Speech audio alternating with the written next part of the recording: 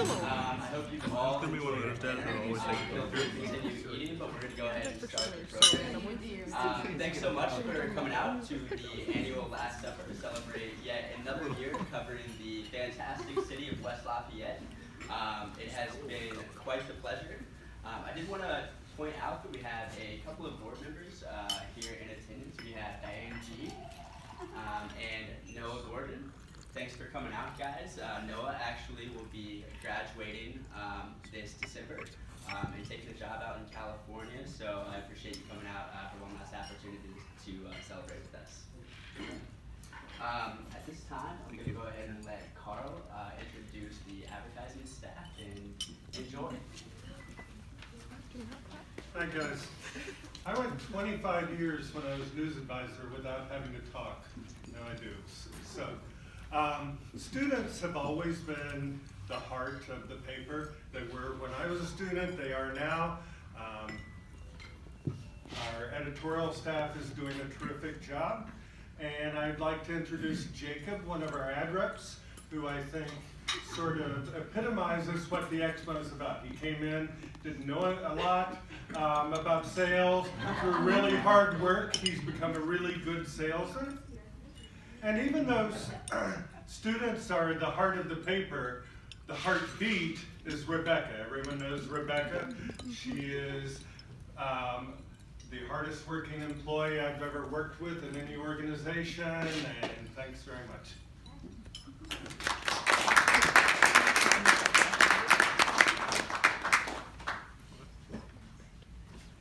Seeing as we are a newspaper, I did want to go ahead and talk a little bit about our current senior staff. It has been one heck of a first semester here at the Exponent, my first semester as editor rather. We've been around for a while as an organization, but a little bit of our history, right? 1889, and I was not working there then. Somebody likes to say it least. Alex Welliver is our campus editor, and she is joined on that desk by her assistant campus editor, Christian Cambron. The two have done a phenomenal job kind of helping to transition some of our campus coverage away from event coverage, previews, and things along those lines, and we are starting to break news and really become a force to be reckoned with within the saturated news market here in the greater Lafayette area. So that's been great to see, and I look forward to seeing that growth continue. Ryan Chin, our city editor over here, is self-appointed videographer. Ryan has done one heck of a job this semester covering the city and relating that back to how it affects campus. It has been quite the pleasure to see you kind of grow your reporting skill set. Something I hope to see you continue to do in the future. Rebecca Schneider, our sports editor, has tackled. Totally intentional. Sports editor is a challenging job, seeing as there is so much going on around campus, from women's basketball through football, some of the sports that don't get quite as much love in traditional media. Along with some of the special editions, whether it be tailgate guides or in the paint. That is a lot to take on, especially without the help of an assistant. And I've been pleased to see the paper get filled consistently with content that keeps people coming back. So again, thank you, Rebecca, for your efforts this semester. Over on the photo side of things, we have two photo editors.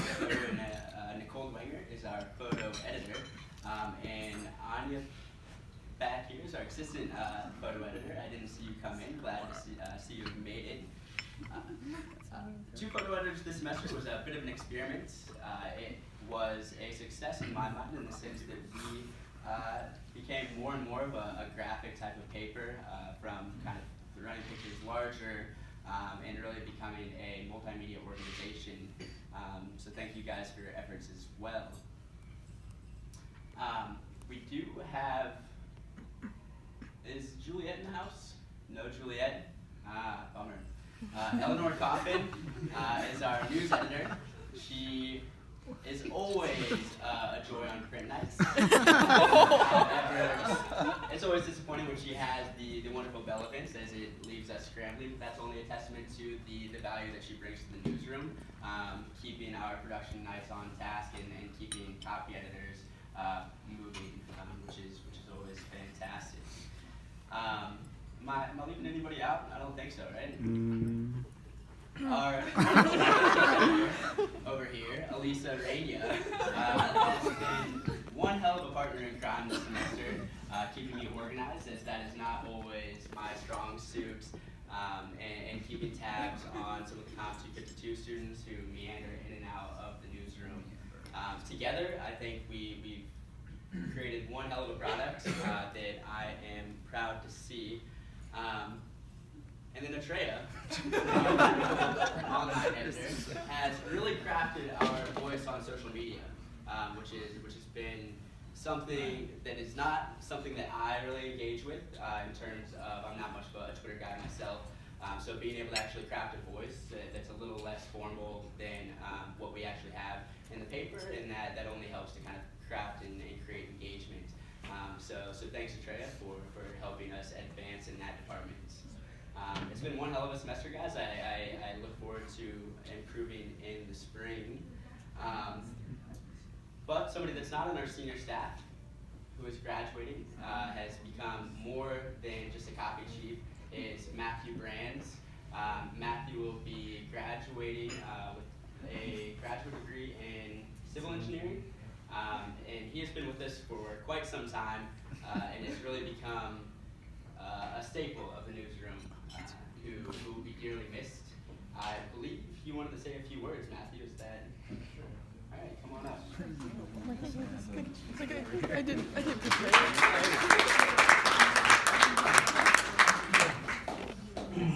So, maybe I'll go long-winded here, but as Creton said, I'm the copy chief, and I think most people know me as that. But I didn't start out as a copy chief, of course. I joined as a lowly copy editor, where many of us start. There's some in the back now. Yeah, you could be a copy chief someday. So I was a lowly copy editor, tentatively learning the ropes of proper AP style, how to use the computer systems, where we had stories and whatnot in 2016, 6 semesters ago. Back then, the paper printed 5 nights a week. We had complex schedules with multiple people, a rotating cast of senior editors, copy chiefs, and fellow copy editors, and we worked into the late evening hours to make a paper.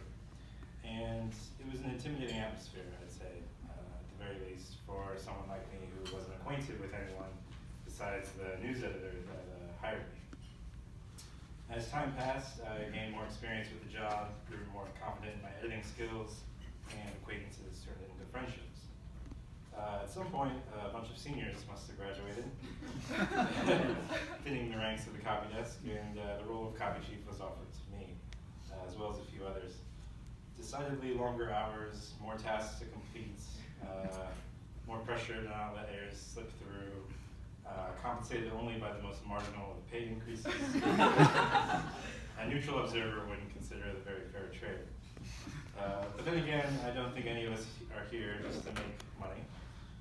Reporters and editors are here to gain experience in journalism, to hone their writing skills, to practice proper planning and management of time, budgets, and people.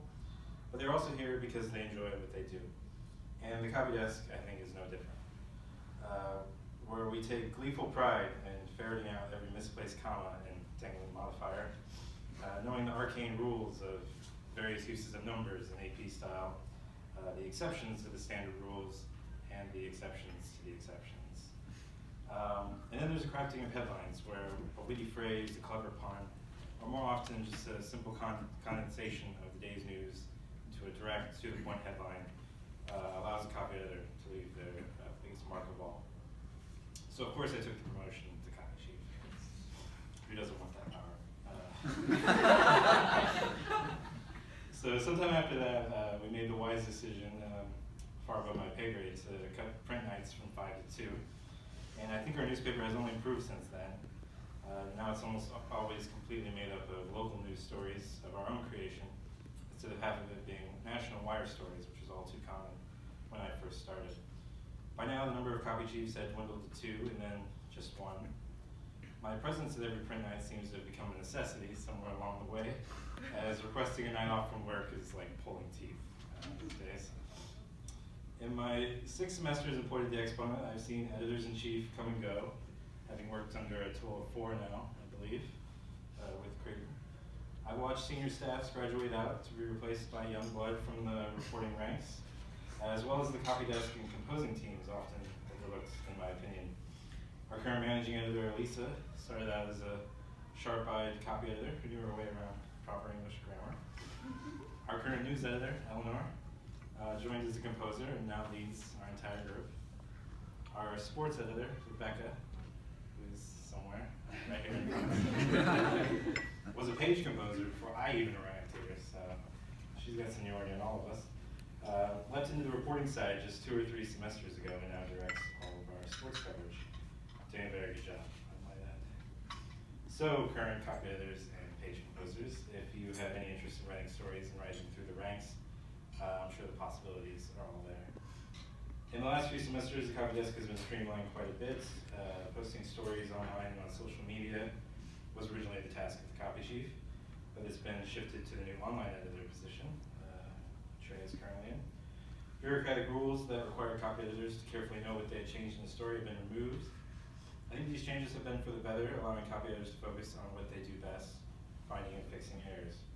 One of my proudest accomplishments here was combining our old list of copy editing notes, our neglected Exponent style guide, and the major AP rules that we use all the time in campus reporting into a new condensed style book. It's not so much a work of writing as it is a work of borrowing, but I hope it can act as an introduction for our new copy staff every semester and as a reminder sheet for the old. I find using myself all the time. I find myself using it all the time. Our Sunday copy editor meetings, largely the doing of Eleanor, have also gone a long way toward improving the quality of our work. I want to say that I've deeply enjoyed spending time during print nights with the people here today.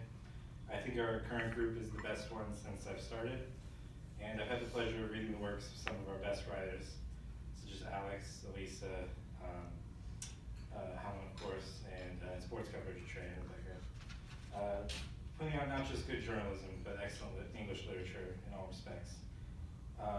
My fellow members of the copy desk, including our new members, Hadley, Emily, Sebastian, and others, and our old friend David, always have interesting things to talk about when you need a break from the sometimes monotonous editing. I've been able to spend time crafting headlines with our superb composers, Morgan, Anne, Mackenzie, and others, whose work ensures people actually pick up our paper and read it.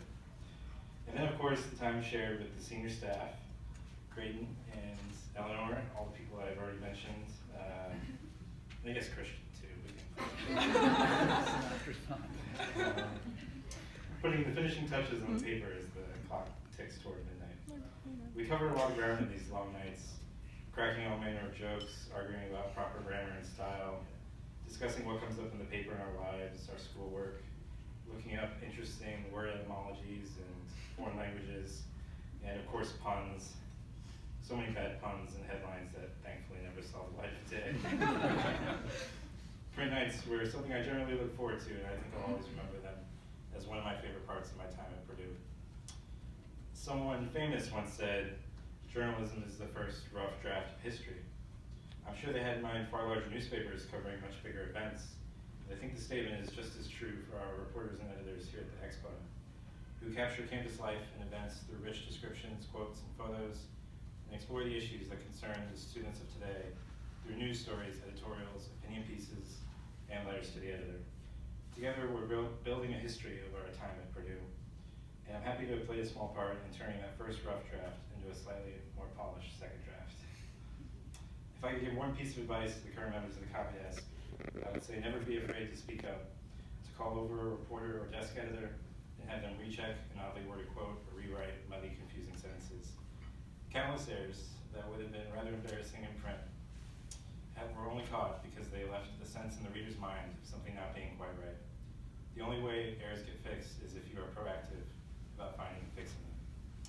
It's It's always sad to leave a good job and good friends, but one can't stay a Purdue student forever. I won't be working in the field of journalism or publishing, but what I've learned here I think can be applicable to many jobs. And I'll always cherish what I hope are long-lasting friendships. And on a more positive note, my Sunday and Wednesday nights are free for the so I might have to pick up a hobby or something to fill the void. Anyway, thanks for listening.